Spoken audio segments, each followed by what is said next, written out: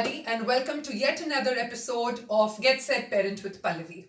I'm very happy to share with you that I'm launching a new series called the Quick Tips and Tricks series. So these are those parenting hacks that you want to know for those quick issues that you had, and I didn't really need to make a large video for that. So I shared one yesterday on how to make your reluctant readers fall in love with reading. While on the subject of reading, today I want to talk about how you can read stories to your babies, to your toddlers, to your kindergartners. So don't forget to like, share, subscribe on my channel, Get Set Parent with Pallavi. So here goes. Like I said, I have limited tech resources, so this is what we'll do. I wanted to take you through my toddlers library. So this will give you an idea of what kind of books you could try and buy for your children or rent out from the library. Yeah, so let's have a look at the library books. So we have a variety of books, and my little one really loves to read. The first thing I'd like to say is get a lot of interactive books for your children, for your babies, for your toddlers, which they can play with. For example, a lot of touch and feel books are available, different textures, different patterns, a lot of opening and closing. They get a lot of, it's a lot of fun for them to interact with a book. There are several books like that. For example, look at this. This is What Can You See? So the child gets to do this, and it's Pussycat's eyes go left and right, or what happened to the donkey's ears, and you need to go up and down for this. So interactive books are the first category that I would recommend. I would also do a lot of big, large picture books, right? So for example, fruits, vegetables, birds, animals. This is another must-have for every baby and toddler. Again, a lot of picture dictionaries, with 1,000 pictures, my first 1,000 words, my first 500 words kind of books. Eric Carle is an author that you definitely don't want to miss out on. The Very Hungry Caterpillar series. So this again has a lot of interactivity, and as you go through the book, the caterpillar actually blooms into a beautiful butterfly. So this is a very nice book for children to have. If we can zoom more into these books, like I said, a lot of fruits and vegetables.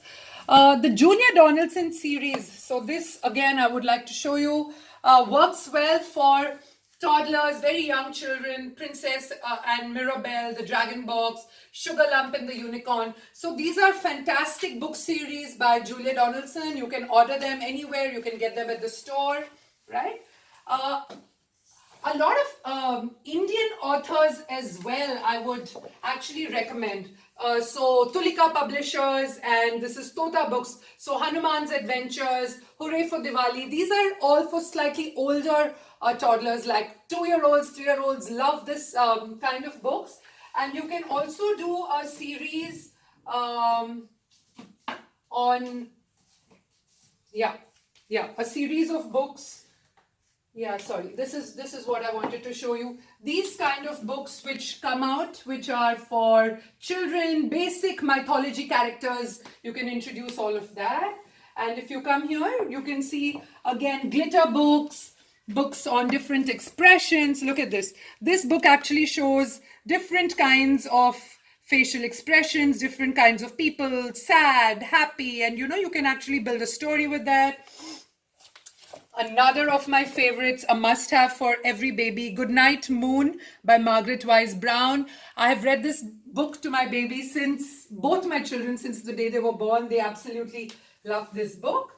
And moral stories. Lots of, moral stories work well for little children.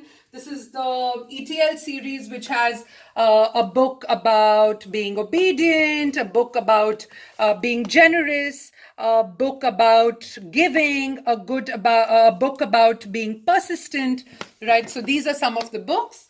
And this is another, again, a small reading nook. Like I said yesterday, if you're able to create the ambience for reading, a small stash of books, a small library, surround your children with a lot of books, children will love reading it. So you can see a lot of colors, shapes, words, right? Again, a lot of animal books, touch and feel books on a variety of farm animals, pet animals, all of that.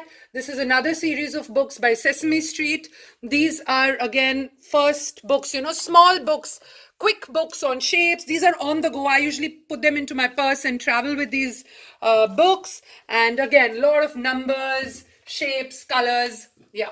So that's the kind of books that I strongly recommend that you have for your children. Now I'm going to show you how to read a story to your child and why that is very, very important. So friends, today I'm going to show you how to read a book to your baby or your toddler, right? So I'm going to read this book called Giraffes Can't Dance. It's a beautiful book by Giles Andrea, and we'll go through this. Some of the things I would strongly recommend before you sit down to read with your baby. If your baby is less than 1 year, 1.5 years old, 1 year old actually, you decide which books to read so you can gauge the mood, fix the time of the day. 15 minutes in the morning, 15 minutes before bedtime in the night, a must to read to babies. As your child grows older, right, 1 year, 1.5, 2, they have the ability to walk, select their books that they want to read every night and come back. You will often observe that the child wants to read the same storybook. How often have you heard them say, Mama, again, this story again. So that is a brilliant way of learning. Children thrive on repetition. You have to remember that with every repetition, the nerve connection for that particular experience gets strengthened in a huge way. So again is a great thing. And that's how they will actually start memorizing a lot of things. They pick up sight words, etc. So get yourself into a comfortable position. Pick up the book that you want. I would ideally demonstrate with my toddler, but he asks so many questions that it will interrupt our video. One more thing I want to say is that reading has to be an interactive process. So I would say rather than read to your child, you want to read with your child, right? So you want to keep it interactive. You want to ask a lot of questions. You want to bring in real life connections. You want to check how the child is feeling. You want to discuss a variety of real life aspects while you read this book. So I'm going to quickly show you how I read typically to my book, and this is something I have picked up over years of practice. So this is Giraffes Can't Dance, and I'm going to pretend my baby is here.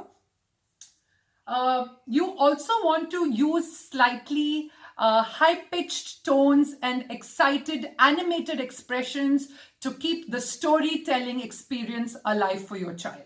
All right, so here goes. Giraffes Can't Dance by Giles Andrea. Wow, look at this. This is about a giraffe who can't dance. Wow, and we have 3 monkeys here. Can you see that? We have 3 monkeys. All right, so, oh my God, these are 2 warthogs. Let's see what this story is about. Gerald was a tall giraffe. What was his name? What was this giraffe's name? Gerald. And his neck was long and slim, but his knees were very crooked. Can you see there's a small turtle here? The turtle is so short and the giraffe is so tall. So this is tall and this is so short, right? So he used to try and dance, but he used to always fall down. Wow, now they have all come for a jungle dance. Look at this. Can you show me what all animals can we spot here? So you can see that while there is a story going on, I'm also adding my own bit based on the child's age.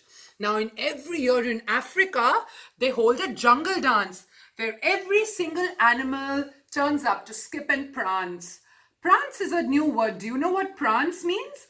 Prance means to dance. So you explain a new word when you know the child doesn't know the word. So see, we have so many pairs of animals here. A pair means 2. 1 zebra, 2 zebra. This is a pair of zebras.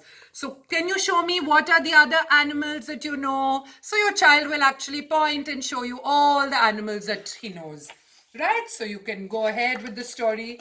And then you might want to come to this part where it's the giraffe's turn to dance. But oh no, he doesn't know how to dance. And he's just frozen. He's so scared. Oh my God. So how do you think the giraffe is feeling right now? Is he feeling sad? Is he feeling petrified? Is he feeling like crying, going to mama? Oh, so have you ever felt like that? So sometimes when you're in school and ma'am calls you to say something, do you feel like that? Right? So this happens to all of us. It's okay. So the giraffe also felt that way. But let's see what happens. Reassure your child that these are all okay. So negative experiences, sad experiences, stories about animals, bullying a particular animal, these are all a part of the game. So that's all right, right?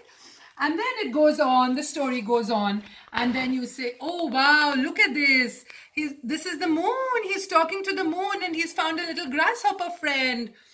So can you tell me what shape is this? Yeah, it's a circle. And can you tell me if the moon is a thin moon, it's a half moon, what is it called? Yeah, it's called a crescent moon. Very good. So that's how you go through the whole story. And then always at the end of the story, give the child time to reflect, right? So how did you feel at the end of this story? Was it a nice, so the giraffe was very happy at the end of it. He was able to dance. He realized at the end of it that even though his legs are crooked, he can do his own special dance. So add a little bit of your own version into any story that you pick up.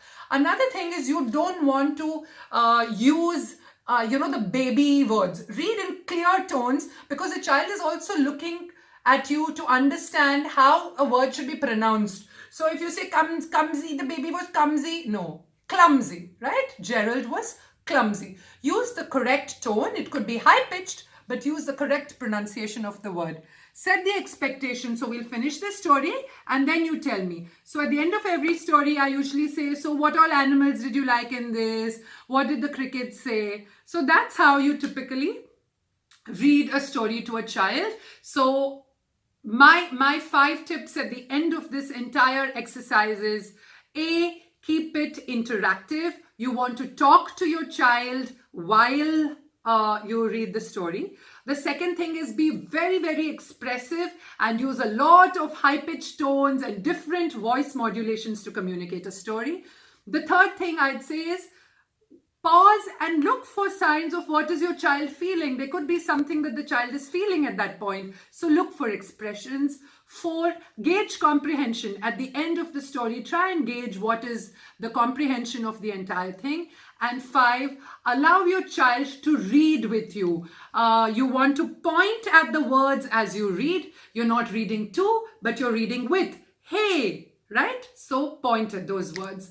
So I am sure that if you try some of these best practices of reading to a toddler, your child is going to be well on his or her way to be an avid reader by the time he or she is in their school years. So thank you so much. Keep watching and write into me on Get Set Parent with Pallavi. Subscribe on my YouTube channel. Follow me on Facebook and Insta. And let's do more.